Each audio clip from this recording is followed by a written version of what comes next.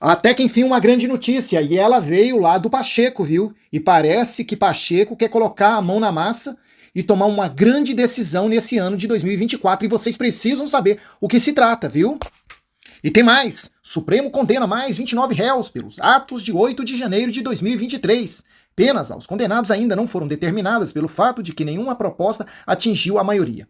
Mas eu vou ler para vocês já a sentença do ministro Alexandre de Moraes e qual poderá ser as sentenças dos outros ministros a respeito desses patriotas aqui que estão sendo condenados, viu? E lembrando, cadê as filmagens do 8 de janeiro? As 196 filmagens, não é mesmo? E muito mais, patriotas. Fiquem comigo até o final para vocês saberem de toda a verdade, viu?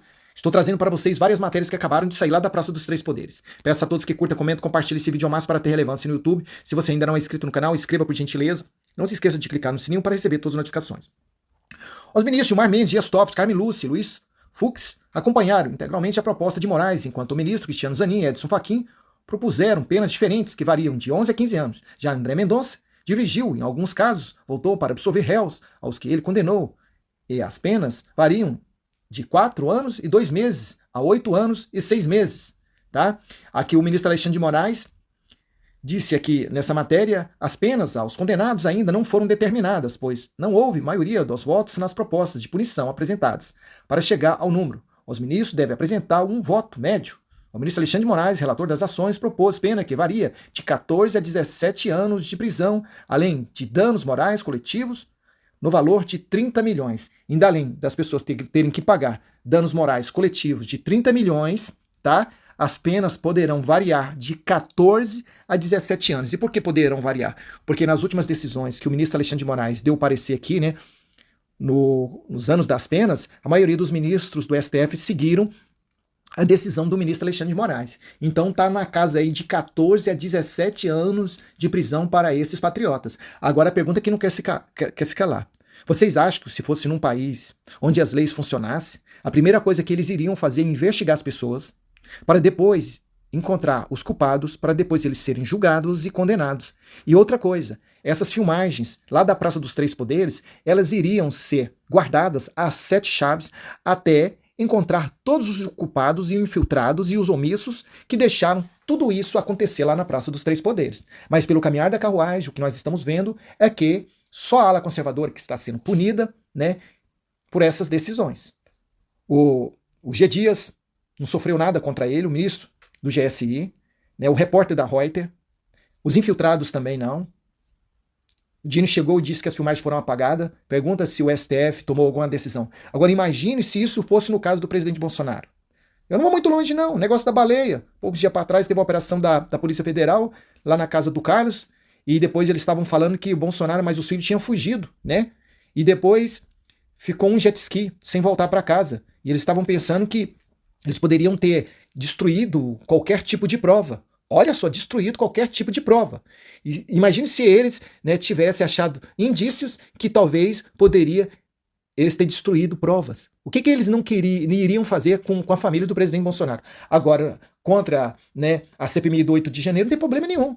Né, foram destruídas as provas. A verdade é essa. Destruíram 196 filmagens para não saber quem eram os infiltrados e os omissos do 8 de janeiro. A intenção, punir só a ala conservadora, tá? Porque se fosse em outro país, isso não iria acontecer. Porque nós repudiamos veemente o que aconteceu lá na Praça dos Três Poderes. Quebra-quebra, destruir patrimônio público, isso é inaceitável. Mas que a lei tem que ser tratada ao rigor como deve ser para todos, não para uma classe. Depois da decisão da Polícia Federal de adiar o depoimento do presidente Bolsonaro, agora a vez do general Heleno. Polícia Federal adia depoimento do general Heleno sobre a BIM paralela. O ex-ministro de Bolsonaro era esperado para prestar esclarecimento à Polícia Federal na terça-feira 6.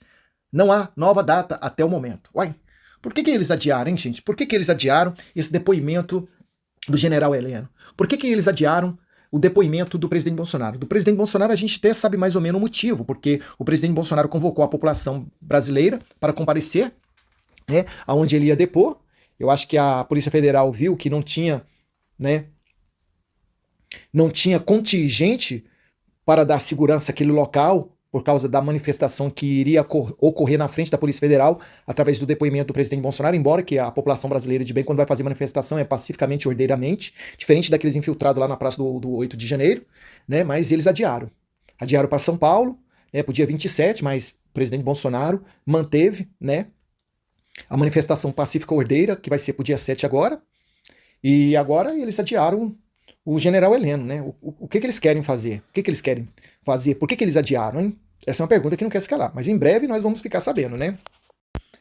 Por essa Lula não esperava. Se a coisa já não estava muito boa com Lula, com o Congresso, agora piorou de vez, né? Olha só, Arthur Lira manda duro recado ao governo Lula.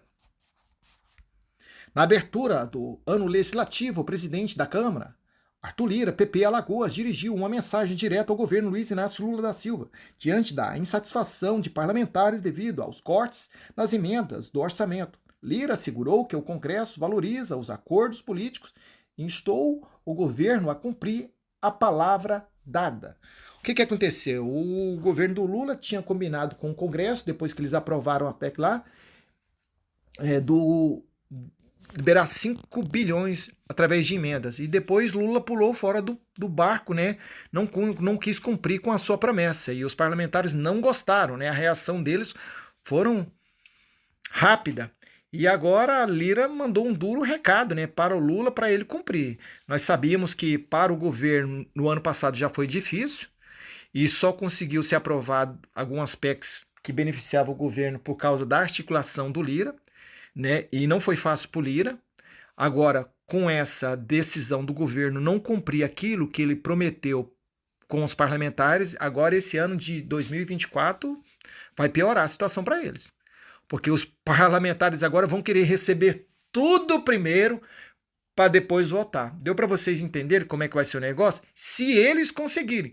Porque até então, ano passado, nem com emendas, nem com o balcão de negócio, eles não estavam querendo aprovar emendas do governo Lula. E agora, né, com essa pisada do Lula, agora que a coisa vai ficar difícil mesmo, viu? Agora que a coisa vai ficar difícil mesmo.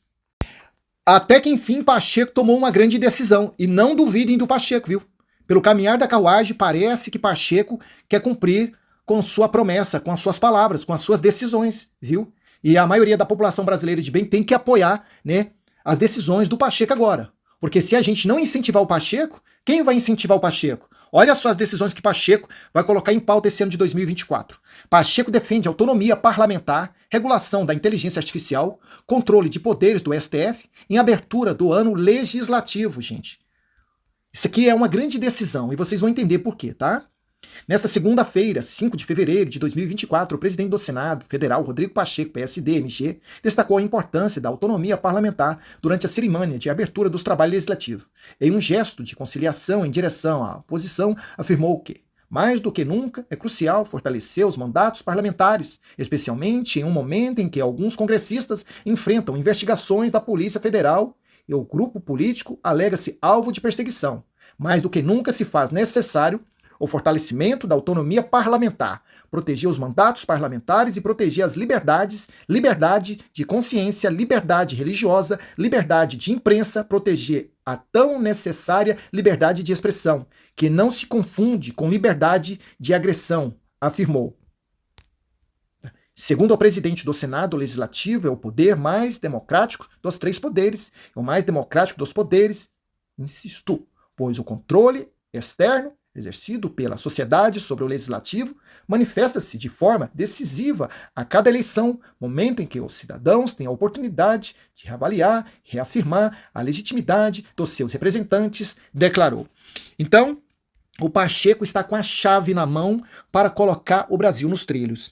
E qual foi o recado do Pacheco? Que ele quer, juntamente com o Congresso, né, com o Senado e a Câmara dos Deputados, reduzir os poderes dos ministros do STF, reduzir o tempo dos ministros do STF e também que caso algum ministro do STF tome alguma decisão para a Polícia Federal investigar qualquer deputado ou senador, primeiro passe pelo aval do Congresso, tá? Pelo aval do Congresso. Eles não querem mais receber a Polícia Federal em gabinete de deputados e senadores sem a autorização do Congresso, não. Então, são mais ou menos essas 3 propostas, essas 3 PECs que eles querem colocar em andamento. E nós temos que apoiar o Pacheco, Porque imagine a gente ficar falando, ah, não, isso não vai acontecer, isso não vai dar certo. A gente vai recorrer a quem? O presidente Bolsonaro está sendo perseguido aí por causa, né, dessa investigação da baleia. Eu estou falando só o mínimo para vocês. O Jordi Ramage, né, até o Flávio Bolsonaro diz que talvez poderá ser a bola da vez.